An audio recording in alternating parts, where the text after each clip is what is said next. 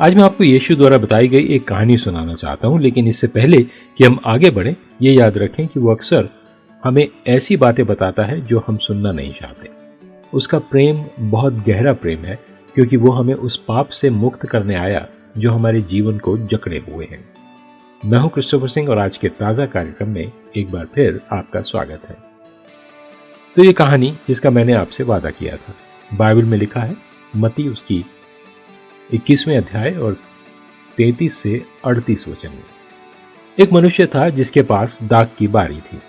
उसने खेत के चारों ओर एक दीवार खड़ी की और अंगूर के रस निकालने का कुंड भी खोदा। फिर उसने एक टावर बनवाया। उन्होंने कुछ किसानों को जमीन पट्टे पर दी और फिर यात्रा पर निकल गया। बाद में अंगूर तोड़ने का समय आ गया, इसलिए उस आदमी ने अपने सेवकों को किसानों के पास अंगूर का हिस्सा लेने के लिए भेजा।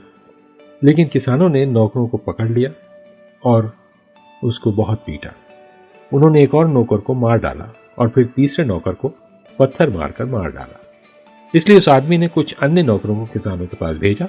उसने पहली बार से अधिक सेवक भेजे, परंतु किसानों ने उनके साथ भी वही किया जो उन्होंने पहली बार किया था।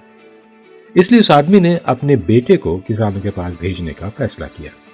उसने कहा, किसान मेरे बेटे का सम्मान जरूर करेंगे।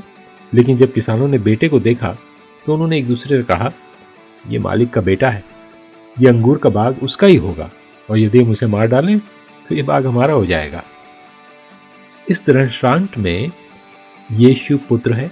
उन्होंने लोगों के पाप का सामना किया। उन्हें इससे नफरत थी, इसलिए उन्होंने उसे क्रूस पर चढ़ा दिया। मित्र, जब अगली बार यीशु आपके जीवन में पाप को दर्शाए तो कृपया उसे अस्वीकार न करें। उसका गहरा प्रेम प्राप्त करें। आपका जीवन इसी पर निर्भर करता है।